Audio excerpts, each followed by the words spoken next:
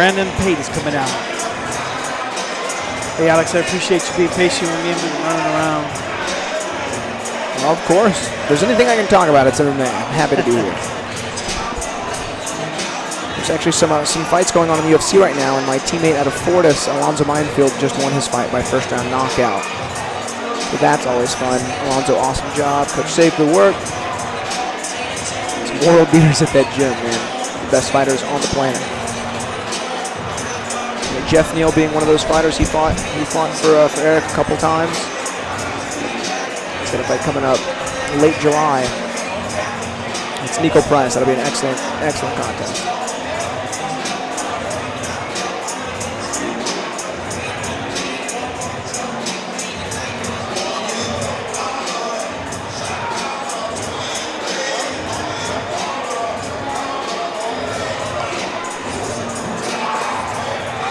There's a bit of a slick spot in the cage there.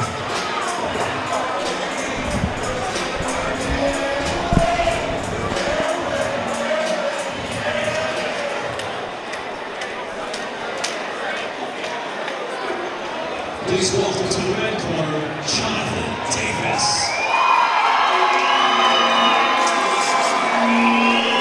Jonathan Davis, J-Boy coming into the cage. Got a lot of fans. 4-ounce fighter. Brings a 2-1 record to the cage here.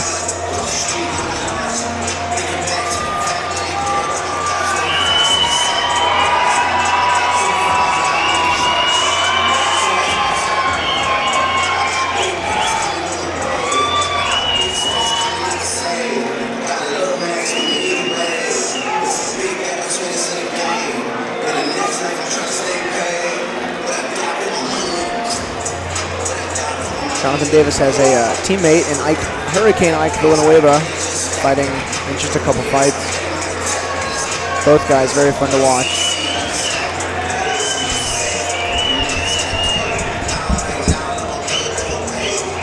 Four-ounce crew always rolling deep.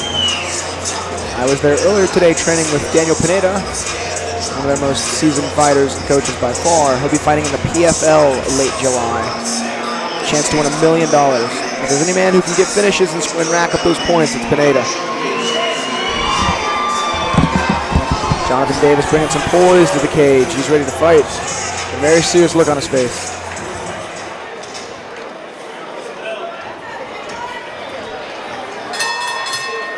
Ladies and gentlemen, the following contest is scheduled for 3 rounds in the UFC flyweight division. Introducing your first competitor fighting out of the blue corner. This is 5 feet, 5 inches tall and weighing in 123.6 pounds. Representing Blood and Ashes MMA tonight, he makes his professional debut. Introducing Brandon Pate. And introducing his opponent, fighting out the red corner. He says 5 feet 10 inches tall and weighing in officially 125.5 pounds.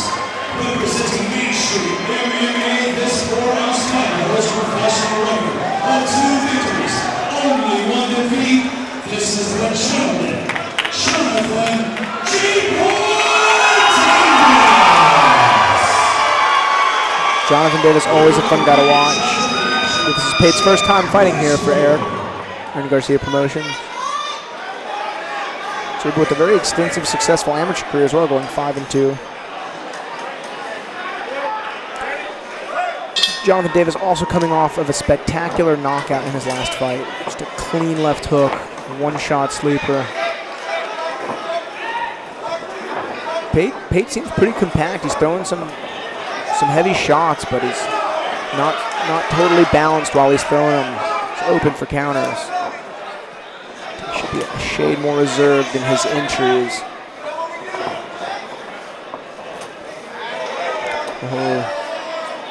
Jonathan Davis landing some clean shots.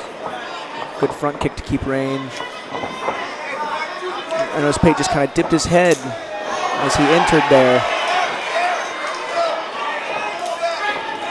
Oh wow, Jonathan Davis threw that left kick as Pate looked to close the distance, and his shin and knee hit him in the face. And that allowed Jonathan Davis to tie up as well and score a takedown. He advances down to side control, switches his hips to the Kasagatami position in side control, which is a judo term. It actually translates to scarf hold. It's a really good way to control somebody when they're on their back. But Pate does a good job recovering guard, but he eats a nasty elbow from Davis as he gets there. I'd be curious to see what damage that elbow did. J-Boy hitting a really good right hand on the entry and then to a reshot. This is an active fighter. Every chance he has to be offensive, he's taking it. And elbows are allowed in professional fights. Allowed and encouraged. It takes some practice to throw them, but once you get it down, you do some damage. Nice, J-Boy hit a good three-piece as they were standing up and then got right out of range. J-Boy with a good double leg as well. The gentleman does not fight like one. Fights like a savage. It's a very one-sided round so far. And I couldn't find any amateur experience results from Brendan Pate. And if this is his first fight in MMA, and it surely is his first fight as a pro, he's got a tough opponent in Jonathan Davis.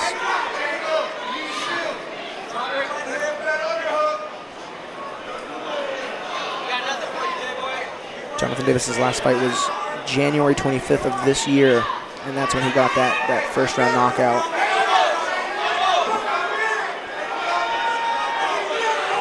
J-Boy looking to advance his position beyond the guard of Pate here. With limited success, Pate was able to recover guard quick, but Jonathan did hit a pass temporarily.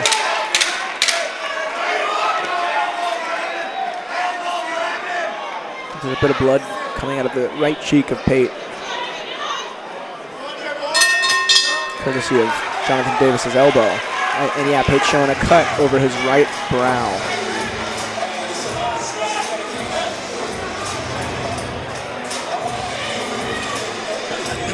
Again, I hate to spread any negativity, but this fight is, I guess, a 3-minute round, and Jonathan Davis was just asking the ref, how long are these rounds? I think he was anticipating a 5-minute round, and that should be the standard for professional fights in mixed martial arts.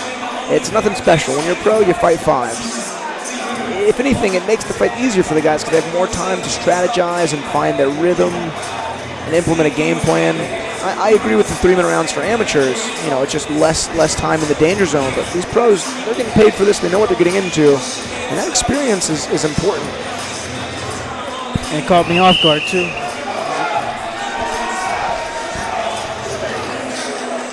Pate's corner doing a good job shutting up that cut over his eye. It wasn't anything to worry too much about.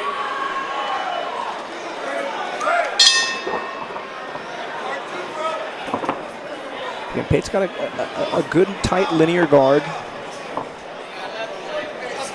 He throws a lot into his punches, though. And again, his range is off there. You got to limit how many times you miss. It's going to start to take a toll on the gas tank.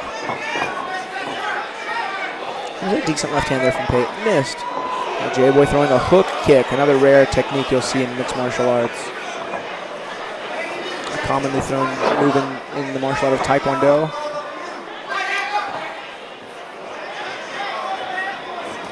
You can spin with the hook kick, making a spinning hook kick, which is a devastating strike when they can land. J-Boy hit a really good lead leg body kick, and you can saw it affected Pate. And take a big deep breath, made him back off a bit. And another great switch kick from Jonathan Davis there. I would not be surprised if he brought this up to the head when he has the range to do so. There's a fake switch, get a reaction of his opponent. You know, that switch kick got Pate's left-handed drop. And when it dropped, Davis came right over him with the left hand of his own. With success, it landed. You can see Pate's face is getting dinged up a bit. That elbow from the first is starting to show. The stance change to a decent spinning back kick there from Pate. I actually didn't see that coming with his striking wrestle so far. And it was thrown well, too. Again, another really good switch kick to the body. Once you land 3 or 4 to the body, the guy's really going to second guess where those kicks are coming and drop the hands, and that's the perfect time to sail that kick up high. You saw that perform very well with Valentina Shevchenko versus Jessica Ai in the UFC just a few weekends ago for one of the most brutal head kick knockouts in women's MMA history. Davis doing a good job. He's backing away, but his chin stays tucked, and he's not leaning. He's taking his feet with him, which is a very safe way to do that. It's the safest way to do that, because you're going to have to back up when guys come at you. But you can do it wrong. Nice. Davis's coach is calling for pressure. Oh, man, Davis threw a high kick as Pate came in, and the knee clipped him in the temple, and he's visibly wobbled right now. This is the time where Jay needs to look to maybe hit that switch kick upstairs. Pate did a good job keeping his composure with it, too. It looks like he's recovered for the most part, but he's definitely a bit stunned. I don't think he knows what hit him, and if the shots you don't see coming, that are the worst.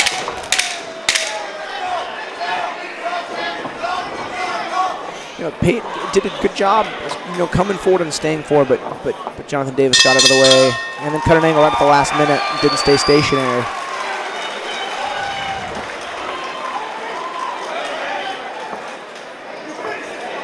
Who do you give this round to? That fight goes to Jonathan, or that round goes to Jonathan Davis pretty handily.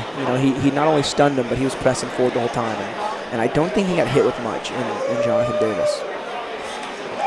These are the fights you want too. You get some good experience, you take almost no damage, and you just, I'll tell you, the hardest thing in my opinion when it came to fighting in the cage was finding your range, was knowing how far you need to be from your opponent to not get hit but to land punches. And in my mind, that was the most important aspect, so I've actually focused on that more than anything else. And I do feel comfortable finding range and ideally not getting hit, and you can see Jonathan Davis has done that. And his opponent, and Brandon Pate, is still trying to find that range. And Pate being the shorter fighter, it's just going to be something he's going to have to deal with in this matchup.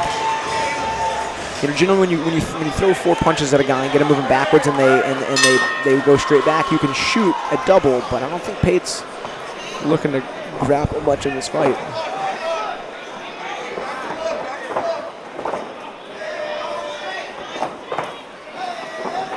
Nice, Davis doing a really good job, pumping his lead hand. Getting that jab going. Only 3 in a row a second ago. And then going back to that understanding of range, if you know the range and you have a good jab, you can do damage with the jab. That is not just a feeler punch. You can bust a nose, you can cut an eye. 4-ounce gloves and jabs, a good combination for damage. Some of the best examples of good jabs in the world would be Gegard Mousasi, Rory McDonald, and George St. Pierre. They have stiff jabs in another range, and you will see them bust people's faces up with that one punch. Man, Jonathan Davis, a cerebral fighter. He's cutting angles, he's slipping almost every single time after he punches his opponent. He's able to land 1 and 2 and get out. Land 1 and get out.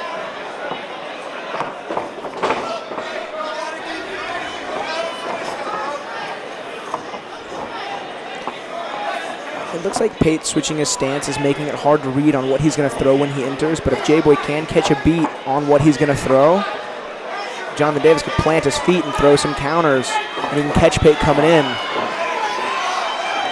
And to Pate's credit, and this is what I love about MMA, he knows he's down. He's coming after Jonathan Davis, trying to land those shots.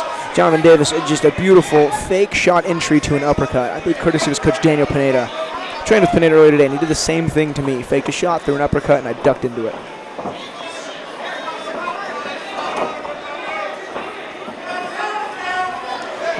That was Pate's best punch of the fight right there. I think it was just a jab, but it stung Jonathan Davis. It got a unique reaction out of him.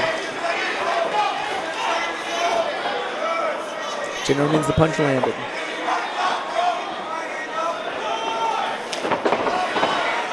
Super slick head movement there from Jonathan Davis, which led Pate to overcommit and Jonathan Davis to shoot him for a double leg.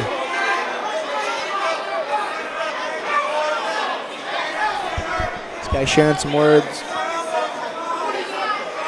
It's awesome hearing them out. They're all giving them props. A really good elbow again there from Jonathan Davis. I think Jonathan Davis may have a problem with his right hand where he was moving earlier. Yeah, it looked like it. He was telling me he hurt his hand. He's using an elbow. Nice. Good fight from both guys.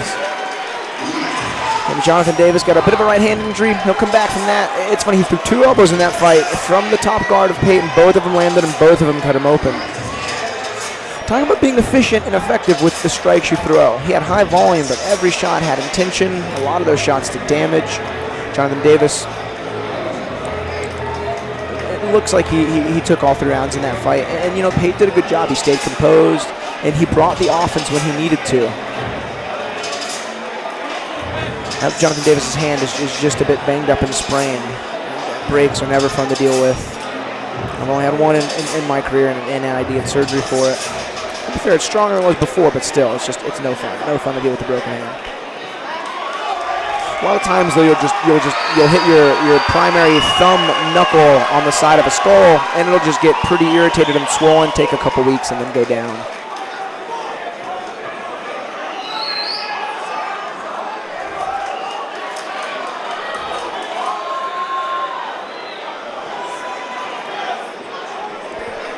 Make it official.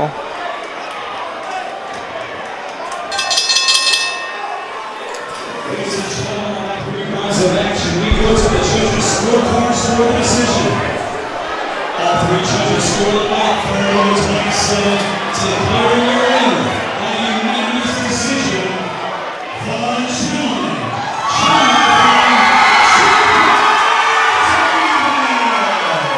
Jonathan Davis improves his record to 3 wins to 1 loss. The guy's got a bright future ahead of him.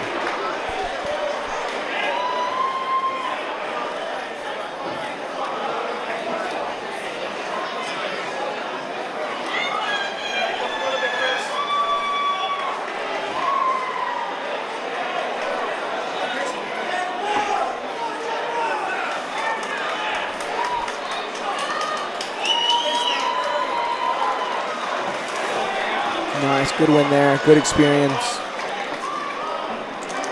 Be interested to see Pate fight again.